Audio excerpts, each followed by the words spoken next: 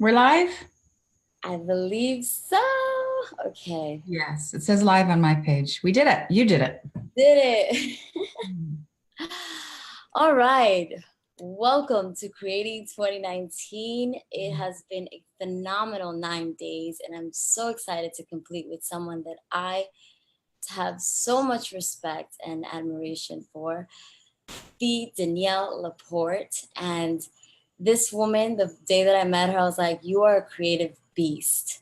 And she laughed with me. And I say this and I feel like it's an understatement because when um when I first started this work of being an online, coach, all my work was offline for many years, and that felt very limiting. The My whole vision was to go global. And one of my mentors said, "Okay, pick someone that like is doing something even close to what you envision." Because I had all these like visions of doing candles and journals and this and that, a whole bunch of shebangs.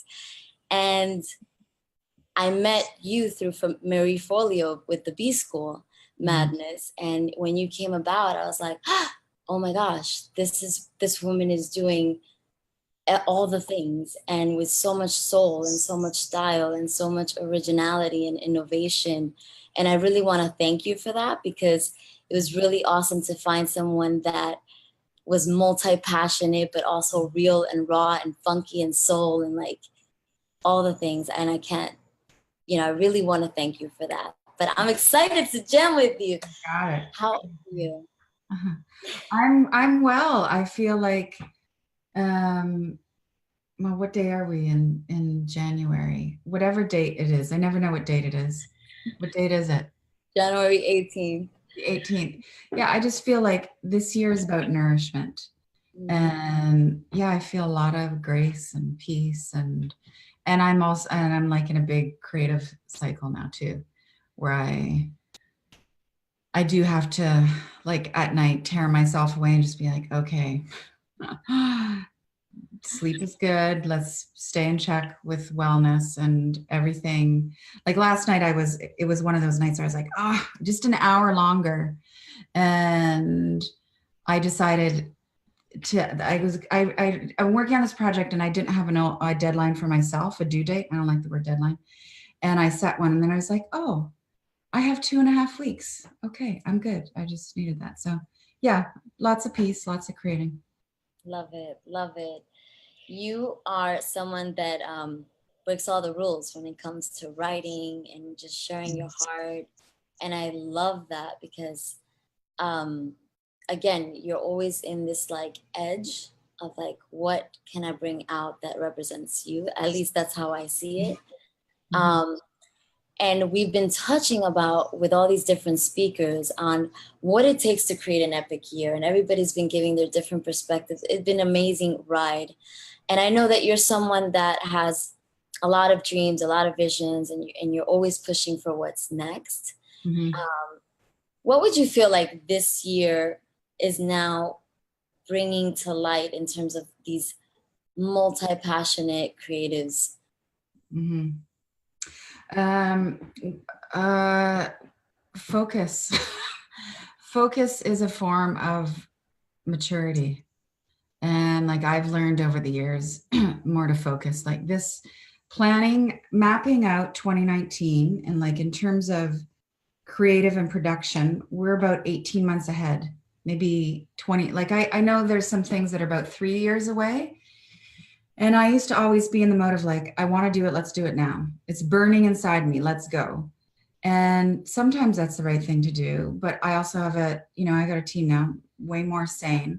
But also, I hit the wall where I just could not burn at the same rate I wanted to, and that I was burning at before. And what I've noticed since I've become more sane and my focus really is about wellness is oh, the depth of creativity is greater. So I feel like there's a lot of things I produced in the past where I wasn't fully there. And that's because I was doing so much at once. And it's like, let's grow, let's get the clicks, let's get the revenue going, let's get on another plane. And so much of that was like fun and joy, and lots of it wasn't. And I take my own medicine now, which is all about core desired feelings. Is this aligned with how I really want to feel, which is about a heart-centered life? So yeah, it's about focus, but deeper, deeper, deeper, deeper. I mean, we're so obsessed with more. You know what? Just become obsessed with depth, and everything comes from there. Yeah. I love that you mentioned the core desired feelings, because that's what I first heard you mention a lot. And when I first came to know you, and I come from this old paradigm of transformation and personal development where we made feelings wrong. Yes. And really hammered down on feelings. No, don't rely on them. They will trick you, you know. And when you came about and you were like, no, how do you want to feel? I was like, wait a minute. The feelings are there for a purpose. They have a message. And that was really beautiful that you've almost like shifted the whole paradigm for me with feelings as a trainer, as a coach who would hammer down. And I'm so sorry, the people that I've coached before, because we really made the feelings wrong. Yeah. I want you to touch on that, like how important it is to really follow that. Yeah. The making feelings wrong is a byproduct of the patriarchal mindset. So anybody who's listening, who considers themselves a feminist, a humanist, who wants to move closer to their soul, who wants to be of service in the world, it's all about heart-centered direction. That's it. Your feelings are the global positioning system of your soul. Everything you're looking for outside of yourself, whether it's supplements or another guru or another coach, and I'm so pro coaches, and there's lots of gurus that I respect, everything that you're looking for outside, we've all heard this. We know this. I am proof. It's inside. The sign you've been looking for is how you feel. If you are heavy, respect it. First of all, just notice how you feel. I feel constricted. I feel pinched. I feel weighed down. I feel confused. Great. Just awareness of feelings is like half the power. You're halfway there to clarity. And then after clarity comes direction, and then comes results. So just notice how you feel. And you get to, so many women that I've worked with, they don't feel in their agency. They don't feel in their power still. It's like, why do I feel heavier than I want to feel? And I don't mean your ass. I mean just that weighted down. I don't want to, I've had this conversation now with thousands of people about feelings. And the list of what I'm tired of feeling is endless. You can talk to anybody. You can talk to any of us, even if we're feeling well, and you can ask them, how are you tired of feeling? The answer is immediate. Nobody has to think about it. I'm tired of feeling tired. I'm tired of feeling constricted, whatever. So yeah, just awareness is in that power, and you have a choice about how you feel. You can't always choose your circumstances, but you can choose how you feel about your circumstances. And if you're feeling shit and enraged and put upon by your circumstances, you can choose another thought. And sometimes enraged, and we're cutting in and out, but we'll just keep going. Sometimes, I'm just writing a whole range right now, a scale of emotions. And, it's like it starts at, up here, highest vibration, feelings, bliss, oneness. Maybe you get that once in a while, maybe just a speck of it in your lifetime, whatever. No, most of us aren't going to hang out in enlightenment. Then there's joy, and then there's love. And then you move down and you move into contentment. Contentment is like, okay, it's kind of like passive happiness, but contentment is easy to get knocked off of. And under contentment, you have courage. Courage is like you're sensing something isn't right. There's something to strive for. So you got courage. And then underneath that is anger. And underneath anger is fear. Anger is actually a higher vibration emotion than fear, because with anger, sometimes it's so positive, right? With anger, something's stirred within you that knows that you have a right for something else, for something better. Anger is always based on blame. And sometimes that blame is justified. Sometimes, it's justifiable to blame the administration, which, by the way, is made up of humans, individuals. Let's not lose sight of that. And sometimes that blame, wrong. We're blaming another circumstance because it's a childhood wound. It's our past coming into our future, as they would say in Landmark. Yeah. But all you need to do is just tell me when I'm back on, because I see I'm cutting out.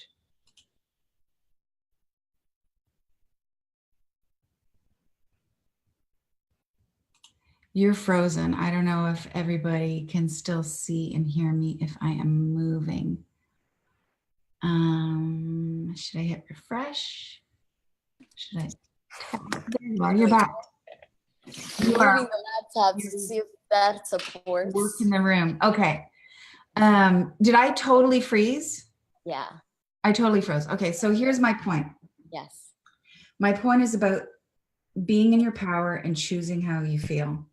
So if you're in anger,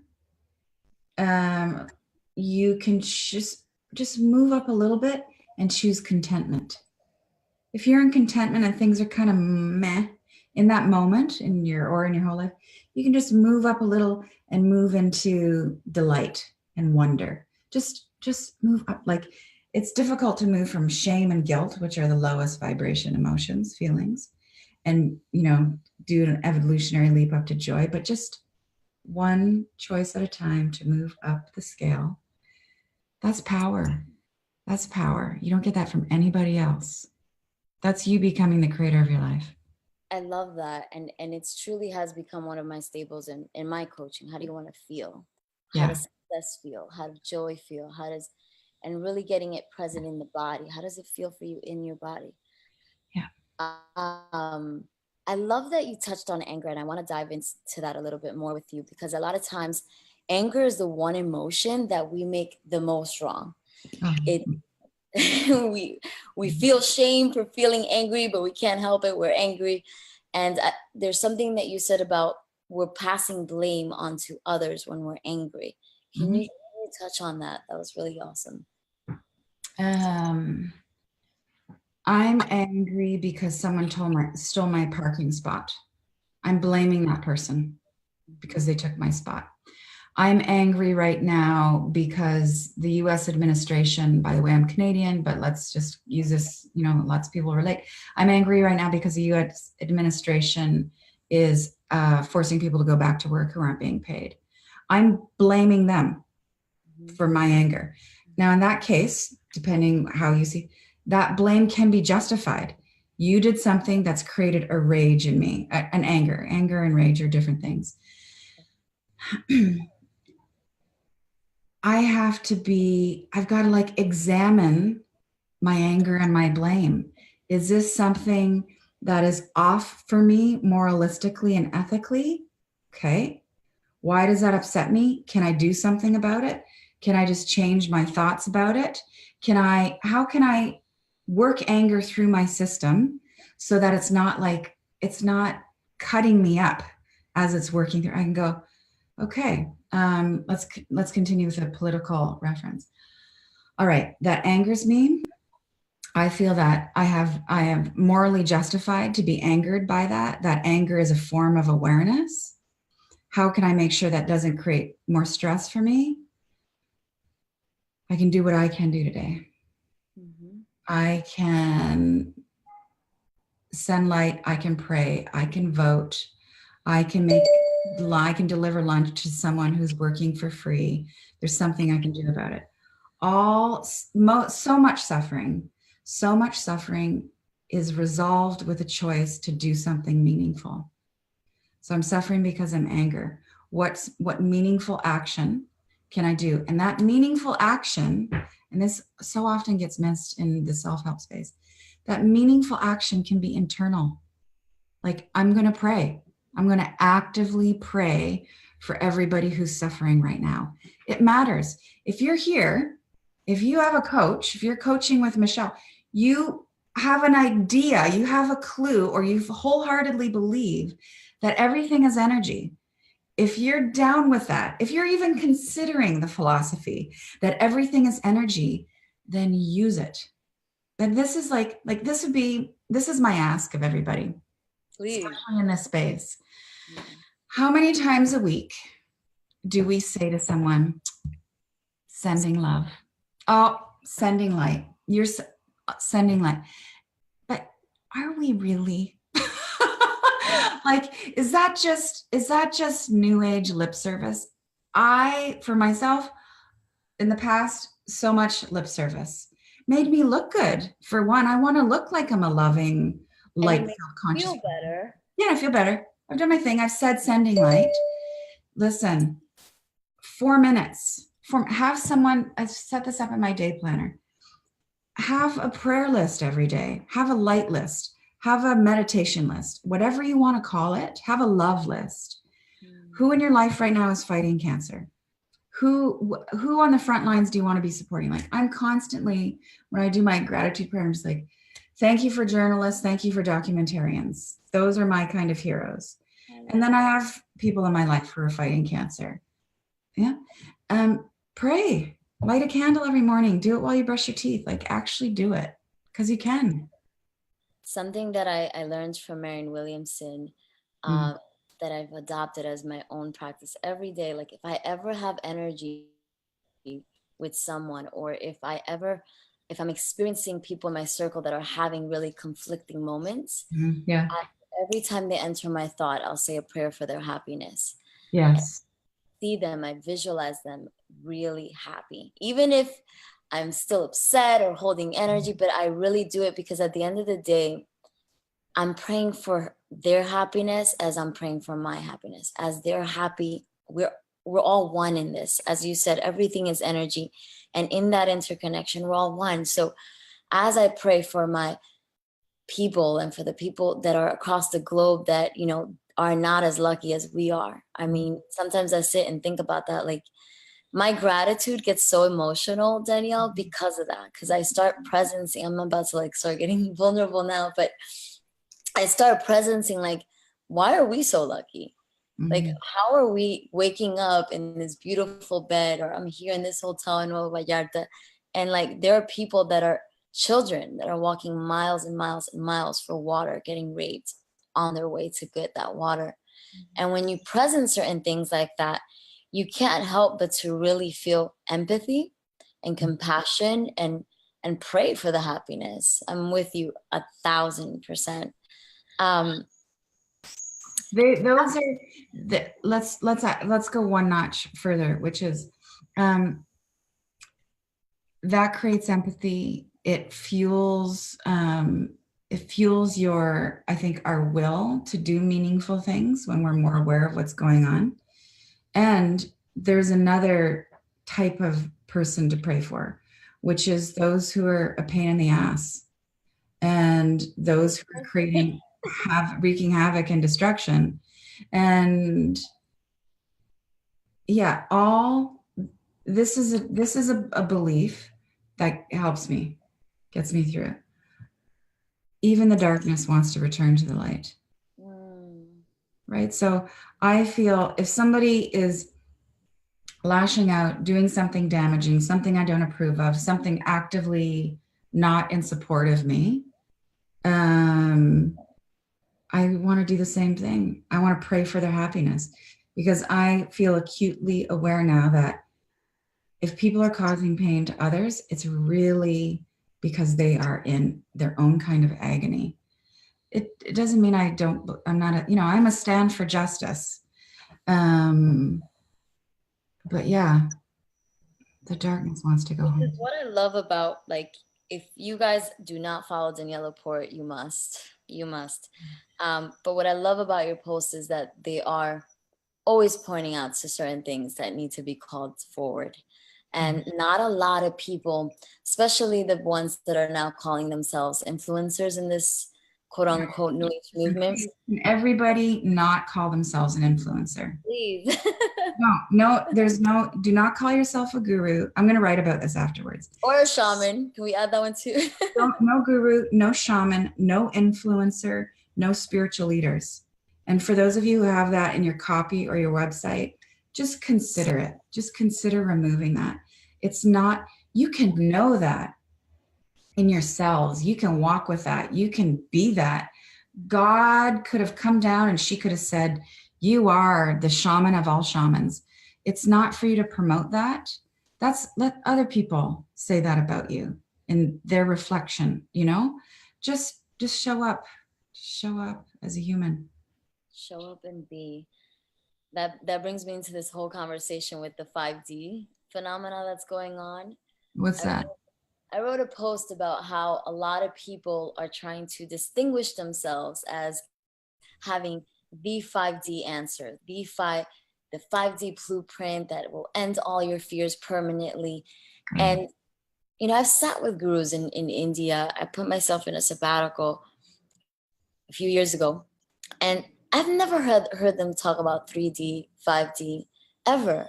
What's the D mean? I'm so out of this. What is it? Fifth dimension. Oh God, dimensional. Dimension. No, yeah, okay.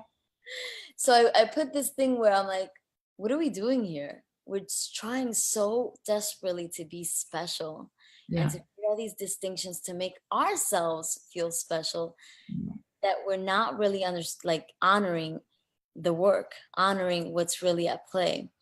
But what I love about your post that I was saying is that you call forth what needs to be called forth in many ways. And a lot of these quote unquote influencers won't go there. We won't talk about the things that need to be talked about. We were talking about anger, for example.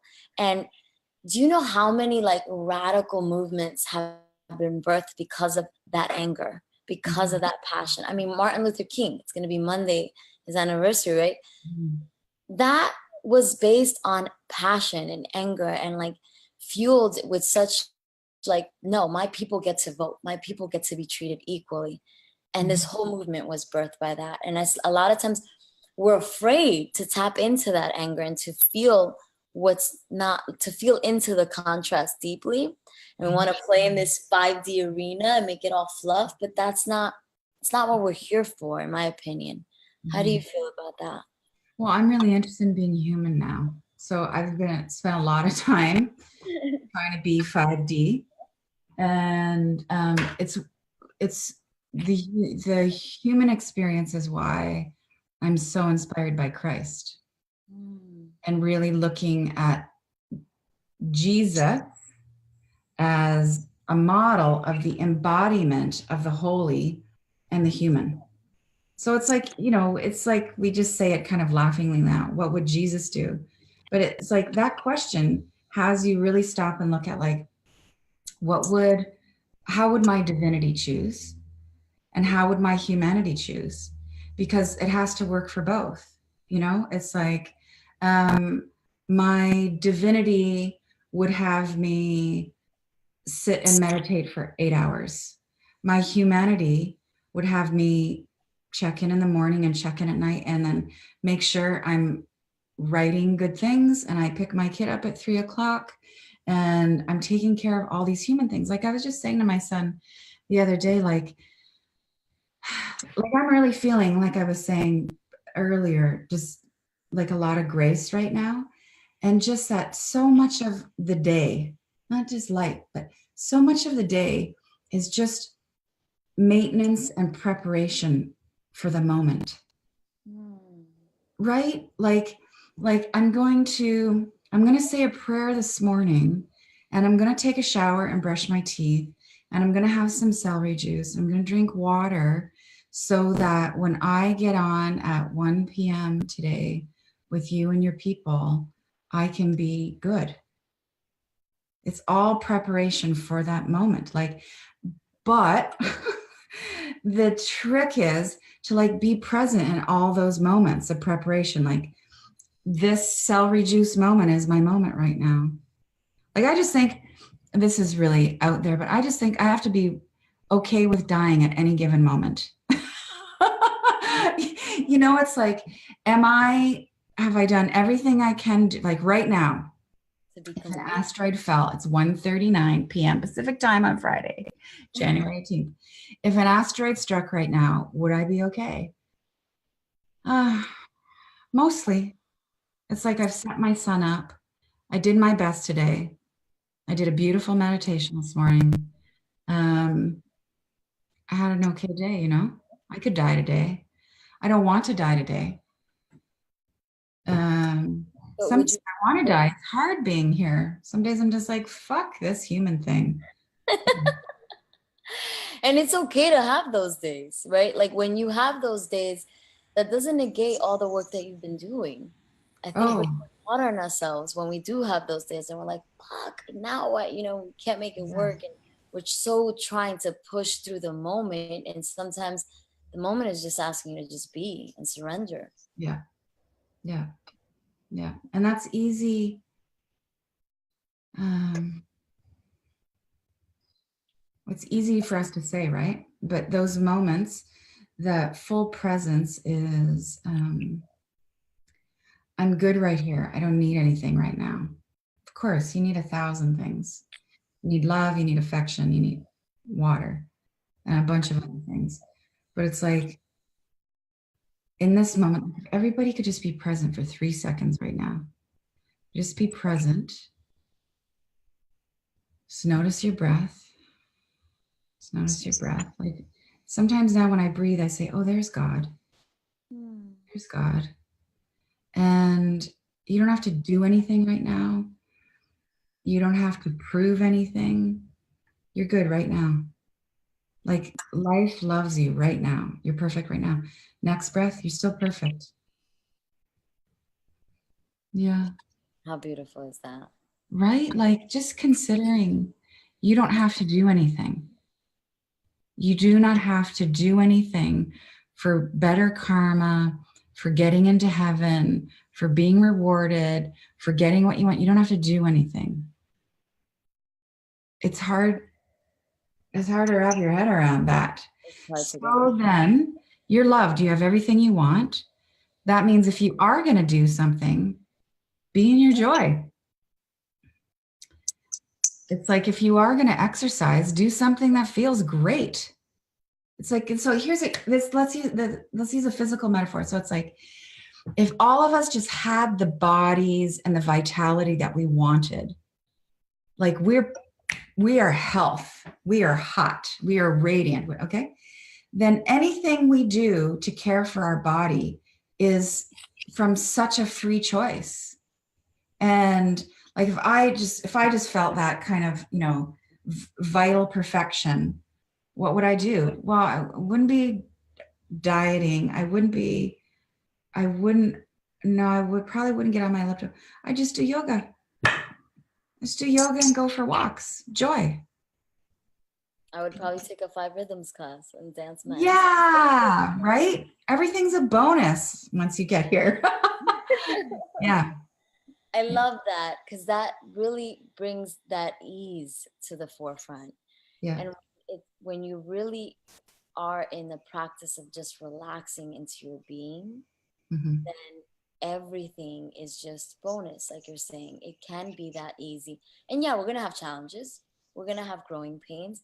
But how can you be through those growing pains? How can you be through those challenges in such a way that you get all is perfect? It's all happening for me. It's all happening Yeah. divinely orchestrated. I may not understand the plan right now, but whatever you believe in, whatever you subscribe in, and you know, I was talking, I'm doing one more talk after you, Danielle, which is my talk, and Mm. it's called "There's No Such Thing as Self-Made." Someone asked me because I don't know, my story goes from homeless, running away from a third world country to New York, being homeless in the South Bronx, and just being completely afraid of all of it, but in a full adventure mode because I was so free from what I was going through at home. And someone asked me a few weeks ago, like, wow, Michelle, you know, you really are self made. And I immediately, Danielle was like, Voop, no, I'm God made. Because if I tell you how many times Mm. angels intervened, people came through, we have so many people, even you, I'm sure you can relate to this, Danielle. In your success, there's so many people that don't receive credit, that do not receive the grand accolade or the large followings, but yet they play such a pivotal role in your success and your team and what you're up to. And yet, you know, they're not getting the acknowledgement for whatever reason, right? But we are in that life of like, we are not self-made at all. Mm-hmm. And the ego wants to believe that, but no. The ego wants to believe. The ego wants to be. I mean, the ego creates division everywhere. Yeah. And this is, I mean, what you've hit on, like, this is the theme of the age of Aquarius, which we're in, which is going to last, like, it lasts for hundreds and hundreds of years. It's like, we go down together, we rise together. We only get through together. You will only get what you want with somebody else. You will only get there through love. That's it. And like, to put a fine point on it, you can meditate every day. You can sit on a cushion for 8 hours a day. You can fast, you can cleanse, you can do all of that. Eventually, you will have to live from the heart. Eventually, it gets down to love. I don't know any other way. Yeah.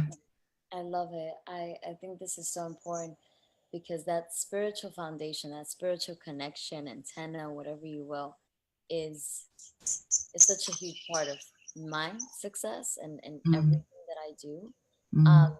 So let's jump into that just a little bit more. What do you feel in these times of great, in many ways, polarity with what we're seeing in the social political world and also across the globe with everything that's happening? You know, I say to myself, I still can't believe that we're in a world where genocide is still happening. Yeah. And we're just kind of numb to it. We're like turning the other cheek, right? What do you feel are things that people really get to look at so that we start healing this world as we heal ourselves? Can you believe you're alive right now? Like, in this time, like, all these things that have been predicted, this is it. Yeah. So I think you heal yourself and you heal the world. It doesn't mean that, let me do a couple tracks here. So one is, you can learn by helping others. You can feel unworthy. You can go out to help somebody else and you can realize that you are strong, you are loving, you are wise, you are capable, and that generates some self-love for yourself. So loving yourself doesn't mean I'm going to perfect myself, feel 100% worthy, and then I'm going to engage with everybody. But until we work on our own consciousness, like, the mess that's out there is just a reflection of individual consciousness, right? So where's my implicit hatred, my implicit racism, my implicit greed? I mean, I'm very interested in conversations around greed, because really it's that corporate system that is raping the earth. That corporate system is fueled, is underpinned by the patriarchal mindset. The patriarchal mindset is always looking for a fucking deal. It exploits. That's its very nature, is exploitation. Where is that in me?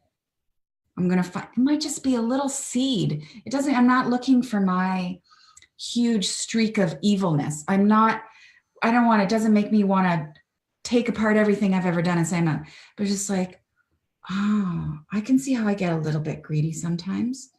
Okay. I can see things more clearly out there. Where were we going with that? I also think you have to, this is hard, faith. You have to have faith that there's a reason for this, and just leave room for mystery. And then, if you're a critical thinker, you're going to come back and say, are you going to tell that to someone who's being, immigrants who are being detained and and children who are dying and because they don't have enough water? No, I'm not going to say, I'm going to fight for justice. The response to injustice or pain is compassion. That's evolution. That's enlightenment, a compassionate response. But I have to have a grain of faith in me that somehow this is bringing us higher. Yeah. And in my belief system, I think we um, we incarnate multiple times, multiple ways. That my soul has chosen before to be the oppressed and the oppressor. And I really think like this lifetime, it's a blink. It's a grain of sand on many, many beaches of the universe. And that's as far as I can get in making sense of it. And because I've been so driven in the past, oh, you have a butterfly bracelet. I have a butterfly tattoo. Because I've been so driven in the past to find answers, I almost drove myself crazy. And I realized that my obsession with finding out, like what's the spiritual answer was really part of my performance addiction. I'm going to be good. I'm going to be smarter. I'm going to be more intelligent. I'm going to have the answer. No. So Now I'm just like, I'm going to leave so much room for mystery. I don't know. And now this is just new for me. This is like the last 6 months or so. I'm actually having this experience where like the mystery carries me. Just don't know. Just don't know. Like the divine father knows more than I do. Oh my gosh. I've really never sat in that dynamic where like life could know more than I did. I felt like I had to figure everything out and prove to life that I got this. I did the work. I figured it out. Now do I get what I want? No. So I can be in ease. Life has got me. I can be in ease. I love that you mentioned the whole like over functioning, over performing to prove that you got it, to prove that you have this thing figured out. And I feel like the more, and this is a challenge, right? This is a practice because I feel like sometimes I get it and sometimes I'm being the know-it-all. But I feel that a lot of times when we sit in that unknown is when this divine intelligence has more room to show us. Mm-hmm. And the more we can open up and just allow ourselves to be a witness, be an observer to the miracles, to the magic, to all of it, Mm-hmm. we will surprise ourselves every time. Every time. Every time. And I've learned so much about letting life carry me through being a mother. Yeah. And so even if you're not a parent, even if you never want to be a parent, everybody can at least stir up that feeling of what it is to like nurture another being, to love them as unconditionally as you can in your human limitations. And it's like if my son came to me and needed a hug, he got 10 hugs. So like I think life, God, the mother, the father, I think this is how life works. It's like I need some comfort. Let me really comfort you. I need I'm afraid. Let me tell you let me give you so much safety. I'm ashamed. Oh, here are all the reasons. No reason. You are beloved. But here's the but. This is where free will comes in. In order to receive all of that embrace and that ease, that buoyancy, you really have to show up honestly to God, to life. Just as honest as your child shows up. I'm hungry. I'm tired. Snuggle me. You just have to say to life, I'm hungry. I'm tired. Snuggle me. Maybe that's the title of my next book. But we don't do that. That's been my problem. Is like I just even in all I think my relationship with God it's been a lot of negotiation. And now it's not that anymore. It's just like, hey, I'm here. Today I'm suffering so intensely. I'm having a hard time even mustering gratitude. Today, all I have is gratitude. I thank you for, just honesty with God. I love that. Can you develop that intimacy with your creator, however you hold it? Yeah. And a lot of times we turn to our best friends like that. But even so, there's still a part of us, and in my in my experience, in my own personal life, where there's a part of us that's still guarded. That's the part of us that we judge, right? That's the part of us that we feel, we need to close in on. Can we just be and show ourselves freely and willingly to just be standing naked and intimate with our creator in such a way that that's my best friend, that's my lover, that's my creator, that's my homie, that's, I sometimes get into like arguments with mine. So I know that. I'm like, what the fuck, man? What are you doing over here? But it's that type of relationship that we cultivate that feels authentic for me, right? That it's not all, I love the and I'll chant all day. You put on Hannah and Chalisa and I will do the dance and all of that. But can we live, and this moves me into like the last section that I really want us to talk about. Can we live our life as a prayer in action? Can we live our life in a way that we are, you said faith was something huge, right? That can be huge for some people.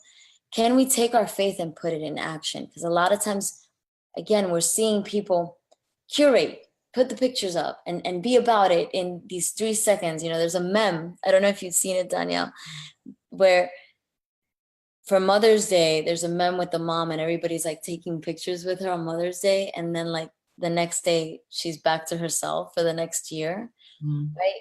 Can we start really living our truth in action and not just for the sake of saying we care, for the sake of saying we're sending light? Well, some of us will choose to do that and some of us won't. It's a conscious choice. Like, how devoted are you? How devoted are you? How much pain are you in? How much do you want it? Like, yeah. I was just reading an article before we jumped on that. So I live in Vancouver, BC, and the city of Vancouver has declared climate change as an emergency for the city because, we're on the ocean, rising oceans. And I just thought, wow, like, what am I going to give up my car? It's like that kind of, and I also don't think we need to live in a constant state of sacrifice. Right. I think joy, if and when you find in a way to be in your joy as often as possible, you're at the very least less of a burden on the system. You don't need as much healthcare. You don't need as much from your friends. You're not as toxic. You're way more easy to be around. So there's just like basic neutral. And then, really upside, if you can be in your joy, then you have better solutions. You are clearer minded. You can move us forward. And I think the joy is the prayer. Like, there's the prayer that's the conversation with life, and that's me being in the ease. It's like, what can I do right now to be in my joy? Choose a different thought. Don't drive my car. Show up. Yeah. That for me is the big piece. Like, show up and be honest. Be honest. We have to tell our stories. I just did a beautiful little gig this weekend with Ian Finn, who's an incredible yogi, and God, I'm just more convinced than ever. Like, we need to be together. However, physically is better. It is better to be in the same room if you can arrange it, but be together virtually if that's all you can do. And we have to share what's in our hearts. We must. It's the only thing that's real anyway. So you got to share what's in your heart. And then, it's like current time, current suffering, current joy, and then share what your ideals are. Otherwise, we're wasting time. Yeah. I agree with you. Being someone that has created a lot of success and, your bestseller books, and I feel like anything you put out there, I always tell my husband, I'm like, yo, anything Danielle puts out there is like the Midas touch. Not everything. You say so much and you put it out there. And I know that you to get to the point that you've gone, you've also dealt with some hardships and some critics and some naysayers, and, you know, probably your own family and friends trying to be like, what are you doing in the beginning of your stages? How would you tell people that are dealing with that, where they're just starting off and they're receiving all these like naysayers and all these opinions on what they should do or what they should not do? I have mixed advice. On one hand, your friends and the people who love you and have been lifting you up and contributing to your radiance for the long term, they often know what's best for you. Like, really, they know. And you should seek out their opinions. They usually know the right dude for you to be with. They know when you're off the mark. You shouldn't have written that article, you know. So there's that. Like, I consider my friends my focus group. Yeah. And because they want what's best for me. And then I want to serve them. And if I can impress my girlfriends, fuck, I am winning. I can do something that they actually need in their life, right? So there's that. Okay. The other side of the coin is, this is where self-agency comes in. Are you really going to believe someone else's opinion about who you are?